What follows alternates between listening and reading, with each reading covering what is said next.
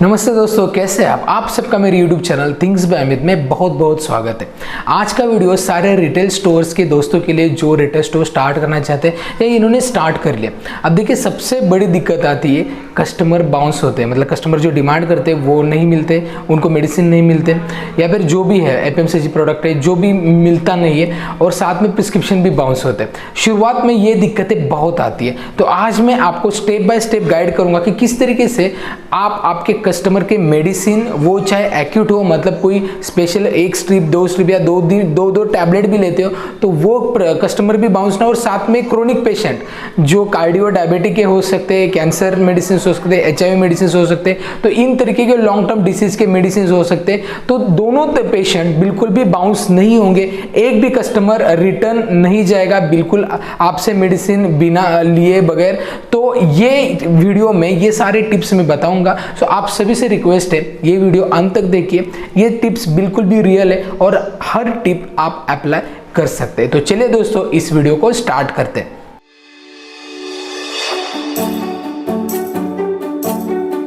तो सबसे पहले ये हमको जानना है कि प्रिस्क्रिप्शन बाउंस क्यों होते हैं।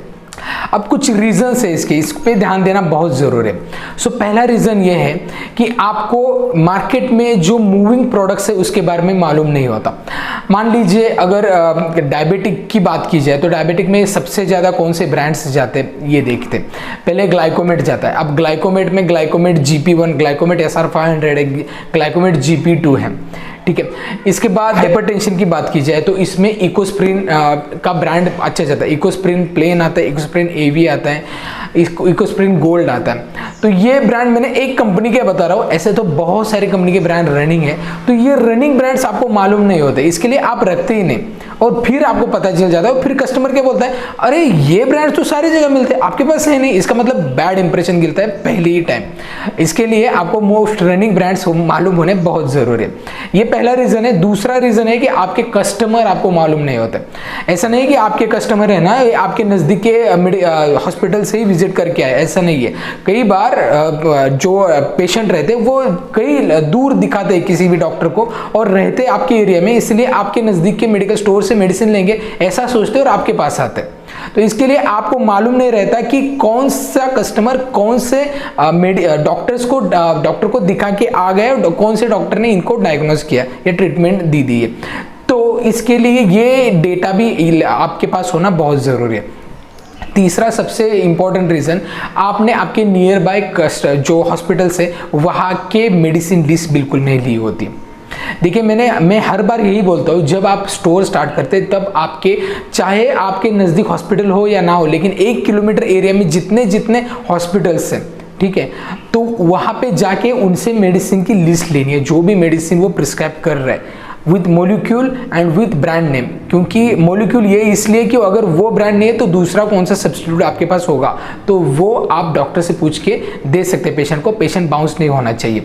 ये चीज़ें बहुत ज़रूरी है, इस पे गौर आपने किया नहीं है, इसके लिए भी प्रिस्क्रिप्शन बाउंस हो सकते हैं। और एक बात जो हर एक फार्मासिस्ट ये बात बिल्कुल भी भूल जाता है कि कोई पेशेंट आ गया, मान लीजिए 3-4 कस्टमर है, ठीक है, तो एक पेशेंट आ गया और वो अगर पूछेगा कोई मेडिसिन लाइक इप्का की टेनोरिक है, टेनोरिक 50 है क्या आपके पास, या एम्लोप्रेस 80 है, तो आप क्या बोलेंगे, नहीं है, वो कस्टमर जाएगा। तो यहाँ पे क्या होता है कि आप कस्टमर को हैंडल करने में बिजी होते हैं, इसके लिए आप शॉर्ट बुक में वो लिखते ही नहीं। तो अगर आपने शॉर्ट बुक में नहीं लिखा तो आपके ध्यान में कैसे आएगा और आपके यहाँ पे ऑर्डर कैसे आएगी। और कस्टमर फिर दूसरी बार आता है और वही मेडिसिन मांगता है, आपके यहाँ नहीं होती, तो उसके बाद कस्टमर आता ही नहीं, या फिर बहुत कम बार आता है वो। तो देखिए, ये चीज़ें होती है। ये 4 रीज़न बहुत इंपॉर्टेंट है, आप इसको पहले दिन से उस पर सीरियसली काम कीजिए, ठीक है। तो ये चीज़ें तो मैंने बताई कि प्रिस्क्रिप्शन क्यों बाउंस हो रहा है। तो अब प्रिस्क्रिप्शन या कस्टमर की जो डिमांड है वो कस्टमर की डिमांड आप फुलफिल नहीं कर रहे हैं, अब ये किस तरीके से फुलफिल कर सकते और आपके मेडिकल स्टोर पे प्रिस्क्रिप्शन बाउंस होने से कैसे रोक सकते हैं, मैं आपको 7 टिप्स दूंगा। 1 बाय 1 मैं आपको बताऊंगा, आपको इम्प्लीमेंट करना है।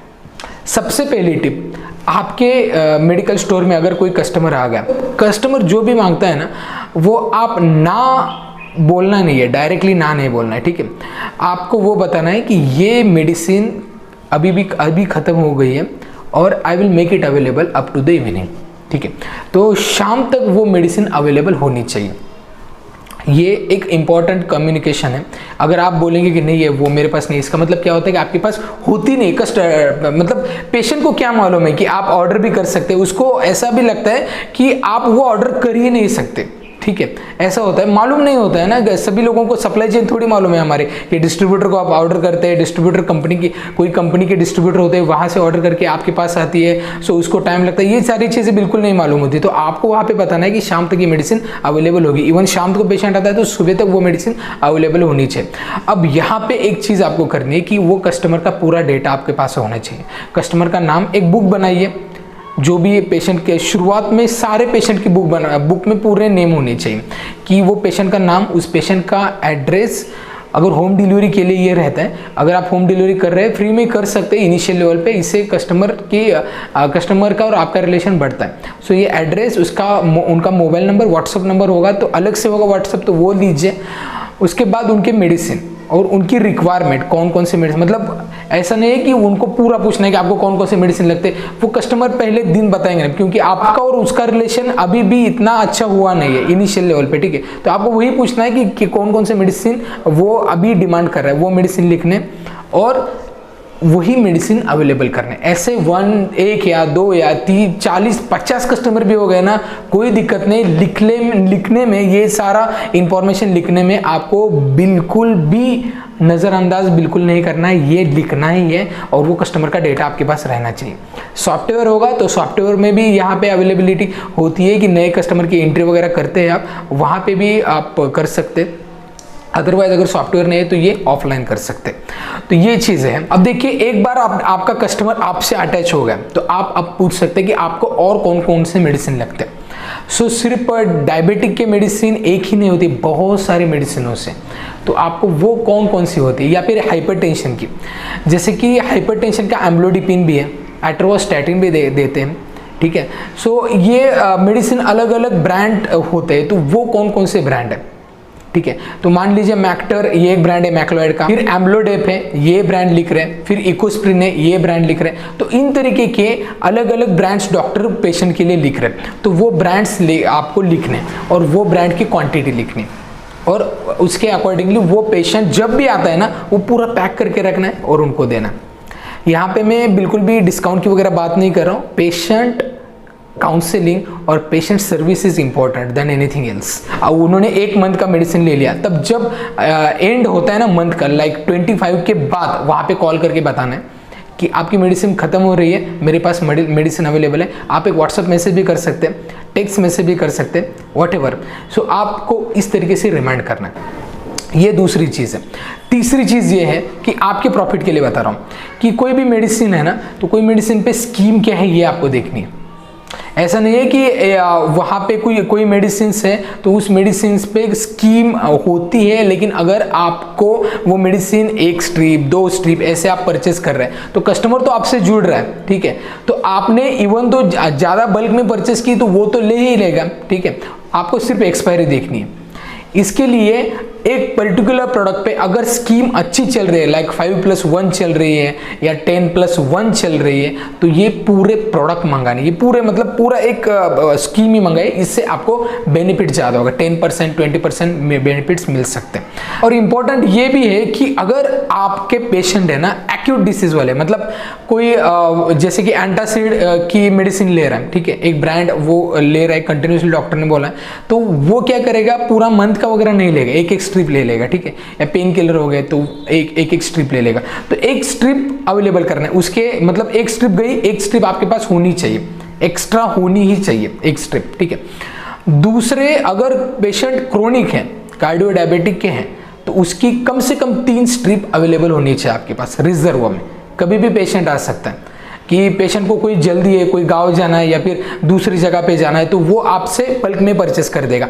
और पेशेंट पता कि नहीं आते, उनको ऐसा लगता है कि आपके पास वो मेडिसिन एक बार उन्होंने ले ली तो वो अवेलेबल है, तो बाद में वो आते आप मुझे मेडिसिन दे दीजिए। अगर वहाँ पे अवेलेबल नहीं होती है तो एक बैड इंप्रेशन गिरता है। तो इसके लिए एटलीस्ट 3 स्ट्रिप आपके पास अवेलेबल होनी चाहिए। नेक्स्ट स्टेप ये है कि मेडिकल रिप्रेजेंटेटिव जो रहते हैं ना, मतलब मेडिकल रिप्रेजेंटेटिव जो डॉक्टर को कॉल करते हैं, तो वो डॉक्टर को कॉल करने के बाद जब आपके पास आते हैं, आपके प्रोडक्ट के बारे में बताते हैं उनके कंपनी के, तो आपको सिर्फ सुनना नहीं है, आपके पास एक शॉर्ट बुक है, तो एमआर की एक अलग बुक है। इस एमआर के बुक में उसको जो भी एमआर आपके यहाँ विजिट करता है ना, उस एमआर को बोलना है कि आपकी कंपनी का नाम, आपके प्रोडक्ट का नाम, with scheme, with distributor, with MR का कॉन्टैक्ट नंबर, ये सारी चीजें इंक्लूड होनी चाहिए। क्योंकि कभी भी कोई मेडिसिन नया आता है तो आपको मालूम नहीं रहता। इवन गूगल पे भी अगर थर्ड पार्टी की या पीसीटी कंपनीज के अगर डॉक्टर लिखते होंगे तो वो गूगल पे नहीं मिलेंगे, तो आपको पता भी नहीं चलेगा। इसके लिए शॉर्ट बुक अगर एमआर की आपके पास होगी ना, तो वो शॉर्ट बुक में आप देख सकते हैं कि हाँ इस कंपनी के ये डिस्ट्रीब्यूटर है, ये इसकी स्कीम है, एमआर को पूछ सकते हैं या फिर डायरेक्टली डिस्ट्रीब्यूटर से परचेस कर सकते हैं। इससे क्या होगा, कस्टमर बाउंस नहीं होगा। अब देखिए और एक चीज होती है जिससे कस्टमर बाउंस हो सकता है। देख लीजिए, एक बार डॉक्टर को पेशेंट ने विजिट कर ली, कोई क्रोनिक पेशेंट है, ठीक है। विजिट करने के बाद क्या होता है कि वो मेडिसिन तो लिखते हैं, लेकिन कई बार क्या होता है उनका ब्लड प्रेशर या डायबिटिक की लेवल हाई हो जाती है, ठीक है, या फिर कई बार कम भी हो जाती है, कई बार नॉर्मल हो जाती है, तो मेडिसिन चेंज करते हैं डॉक्टर। तो पेशेंट को क्या लगता है कि पेशेंट जब आपसे मेडिसिन लेता है तो उसको लगता है कि सारे मेडिसिन तो अवेलेबल है, तो वो क्या करता है, जो चेंज हो गई मेडिसिन वो आपको बताता नहीं, डायरेक्ट आता है और आपसे लेता है कि ये मेडिसिन मैंने डॉक्टर ने चेंज कर ली, अब ये दे दो। तब उस टाइम आपके पास वो मेडिसिन नहीं होती, बहुत बार ऐसा होता है।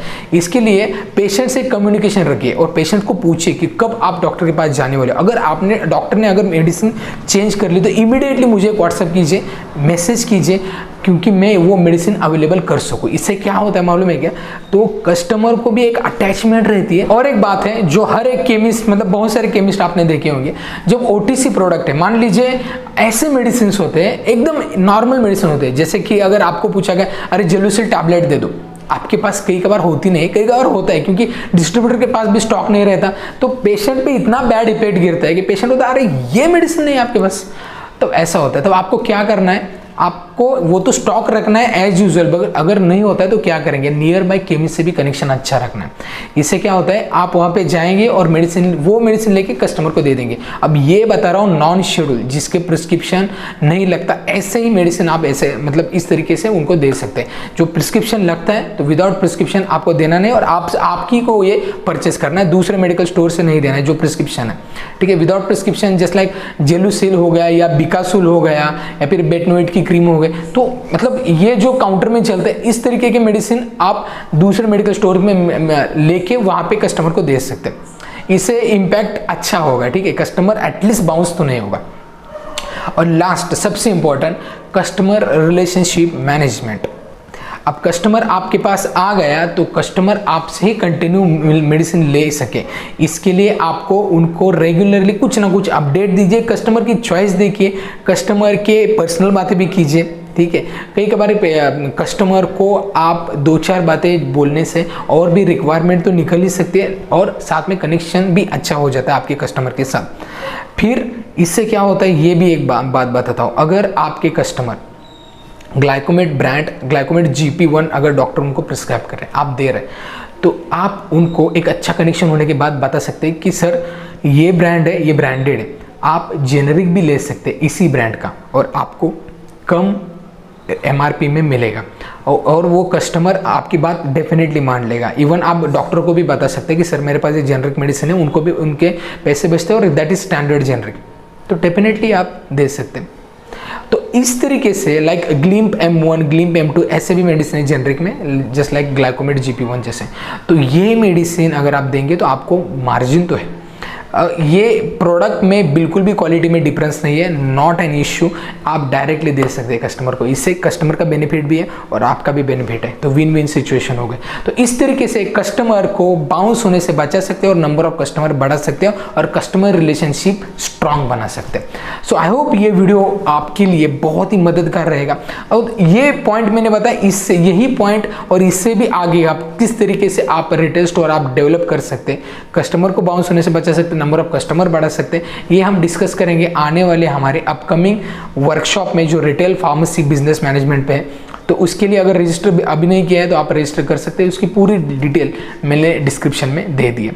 तो अगर ये वीडियो कैसा लगता है ये मुझे बताइए, वीडियो अच्छा लगता है तो वीडियो कंटेंट अच्छा लगता है ना तो वीडियो को लाइक ज़रूर कीजिए, चैनल को सब्सक्राइब करना बिल्कुल मत भूलिए और सारे रिटेल दोस्तों को ये वीडियो शेयर कीजिए, क्योंकि उनके भी कस्टमर बाउंस ना हो, उनके प्रिस्क्रिप्शन बाउंस ना हो।